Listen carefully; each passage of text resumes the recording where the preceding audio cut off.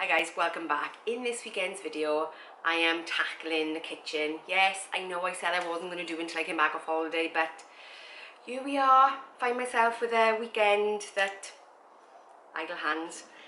So what I've already done is I've already cleared this side of the kitchen. So I'm going to do one side at a time because the other side is got all the stuff from here. So I'm going to do one side at a time.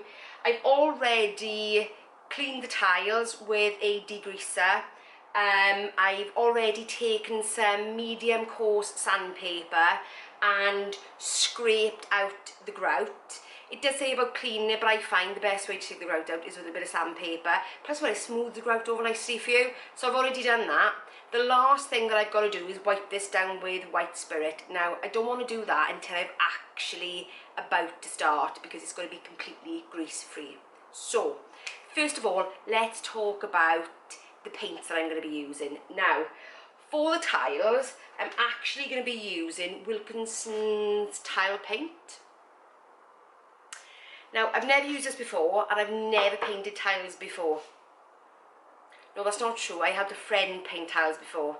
I'm not thinking about too bad, but it wasn't this. So, yes, I'm going to give this a go, and if this doesn't work, even though there's a lot of reviews on this saying this really, really good, if this doesn't work, then that is going to be panelled. But I've already got the paint, so I'm going to give it a go. Now, the cabinets. I painted these about 2 years ago because they did have like a plastic coating on them, and the plastic coating was chipping and peeling off and lifting. So I thought, we're still going to be in this kitchen for the next couple of years while the other one is being built. So I've got to live with it. So I painted it. I painted it grey when grey was really, really in, and now I'm starting to think I quite fancy the white again because I do have black work surfaces, and the grey on grey I really enjoyed in the beginning, but now I'm not so sure. So I'm thinking about turning these white, like they were a creamy colour before, but I'm thinking about going white. Now let's look at the paint. These were actually painted with a French chic paint. Now I would turn around and say, if you're ever upcycling a piece of furniture, this is the paint to go for. I use the Lazy range because it requires no prep whatsoever.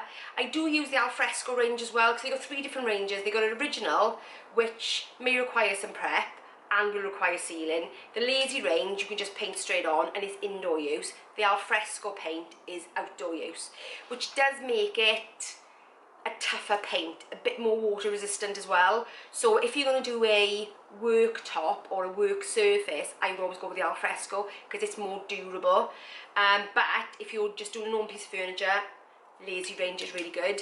The one great thing about this paint is it has like a wax inbuilt, so when you're painting it on, it goes super smooth.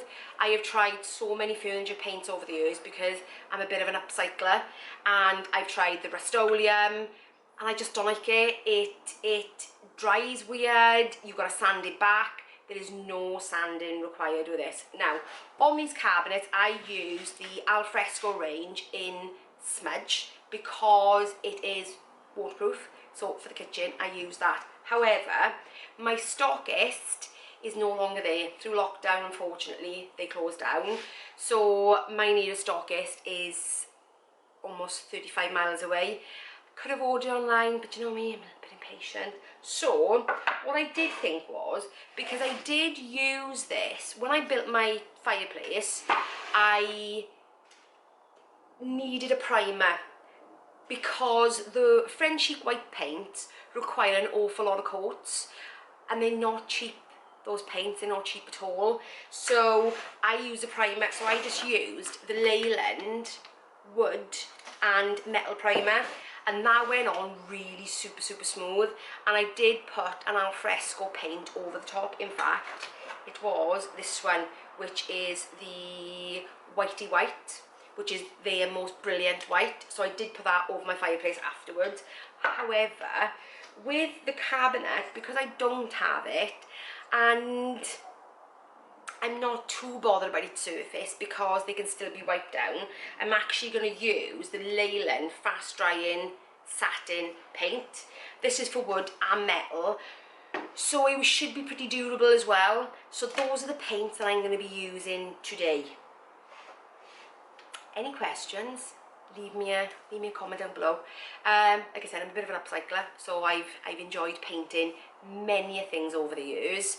As I look around, literally everything that I see I've painted at some point or another. So yeah, so if you've got any questions about painting, about prep, about this paint, about other paints I may have used, then leave me a message. I'm more than happy to answer any questions. So, two things as well when I'm painting. The tile paint recommends a brush, so I've got a brush.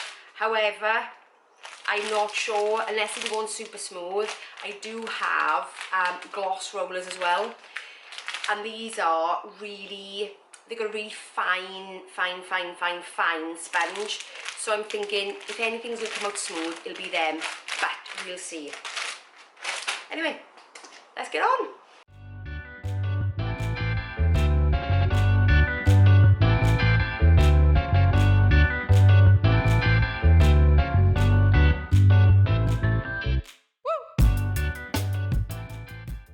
I have now cleaned everything with white spirit and got some kitchen roll and completely dried it, because that's part of the instructions.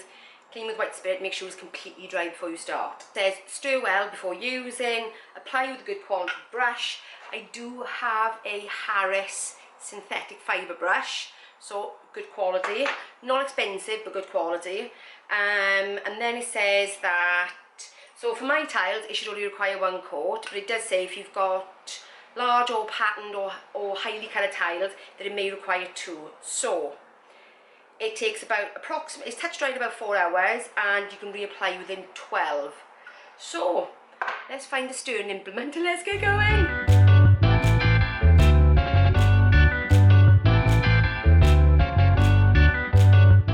So I'm going to start over in the corner. Don't get me wrong, I'm going to paint the entire thing, because I know full well if this doesn't come out right, it's all going to be panelled anyway. So let's give it a go. This makes me so happy. So happy. New fresh tin paint.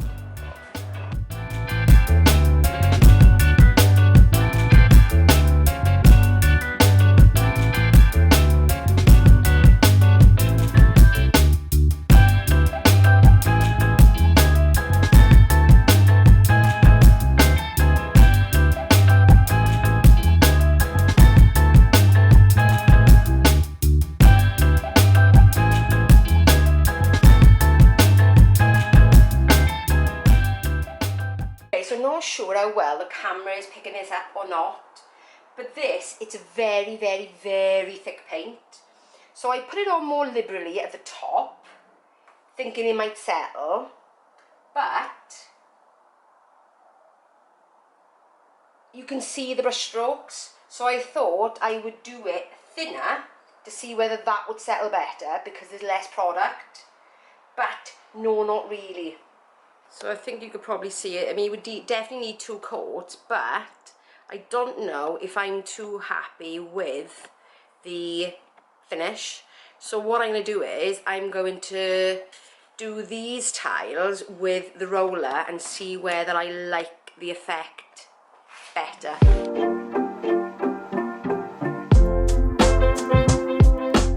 So far, I'm preferring the roller. Now, it does leave a little bit of a dimply texture, but I think I prefer that to the brush strokes, because the brush strokes look like you just put gloss on really badly, if that makes sense. Now, I'm quite particular on my paint, and I love painting, so I'm really quite... So I'm looking at that and I'm thinking that I would rather have a dimply glossy-ish finish, which would make it look like a textured tile, rather than have something that looks like you painted it really badly, because that's what the brush is doing currently. Yeah.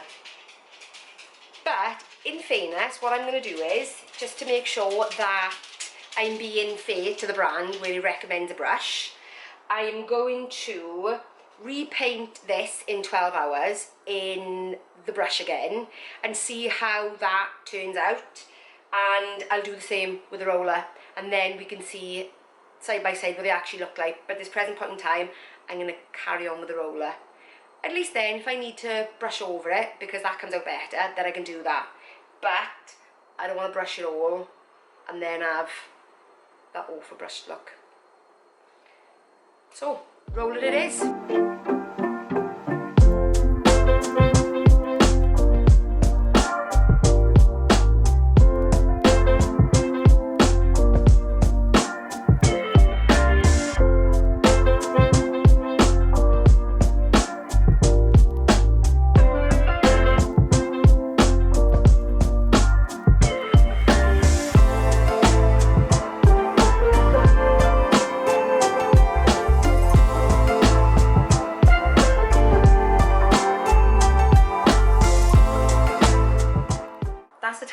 Finished, so I've rolled them all.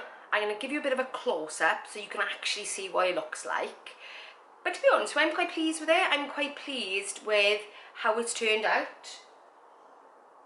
It's not like a perfect tile, it's not like a gloss tile that you would buy.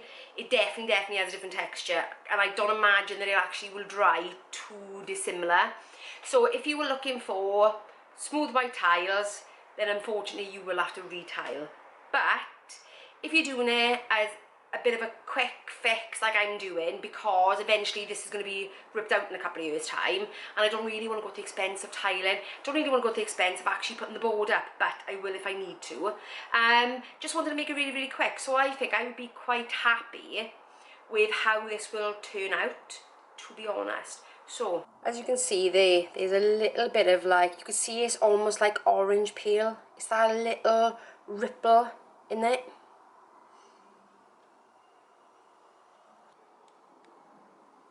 So I'm quite happy with that. So everything is going to be left out there because 12 hours time I'm going to be putting another coat on. Now, do I start these cabinets yet? Good morning guys. So we're on day 2 of this kitchen makeover. The tiles behind me, which I painted yesterday, I've had a chance to dry, and I'll kind of take back what I say about them not feeling like tiles, because let me show you. I'm hoping you can see the shine. Well, you can see the reflections. So let's go to our little test here. I don't know if you can see it, but the brush looks really patchy. Yes, it feels a bit smoother. But you can see the texture in it. So you can see the brush strokes. So I'm not keen on that, and this feels much better. But where I can see I've done the thicker coat, I probably could have got away with one coat. The general consensus has been to go with the rolled effect, even though it's got that slightly almost hammered. Do you like hammerite, sort of hammered effect? But it's come up super glossy, so for that I give the paint 10 out of 10, because the glossiness of it, you touch it and it feels like a tile, which is really quite interesting. Not smooth because it's got the texture, but when I've looked at the painted version and the rolled version looks better, it looks more uniform. It looks like the tile could have been like that, whereas the brushed one, you can easily see the brush strokes in there, and you do still get the kind of ripple. So I would definitely say give the brushing a go on a tile if you're going to do it, but for me the rolled looks actually better. So what I've already done today is I have cleaned off the other side of my kitchen, so let me show you. So as you can see, I have stripped everything off. Everything from my kitchen is currently on my dining table. I have stripped everything off. I have prepped the tiles, so that means I have given them 2 cleans with like a really good kitchen spray, sort of degreaser. It's done that. I've again got the sandpaper and done the grout lines. You don't have to do that. It's not a recommendation of the paint, but I think especially in a kitchen where you're cooking and things get stuck in the grout can actually discolour. And what I have noticed from doing this side, even though I've gone over the grout, and even though I have sanded it, I can still see minor discoloration in the grout. So another thing I need to do with this when I started is actually get the brush and go in the grout lines with it as well to make sure it's got a thicker coating. And I think actually that's quite a good thing to do for a kitchen, because at least it seals the grout, which makes it easy to clean later, is what I'm thinking. So yeah, so it's all done, it's all cleaned, grout scraped out. I've already done the white spirit over it and dried it all off, so it is ready to paint. So let's get on with it.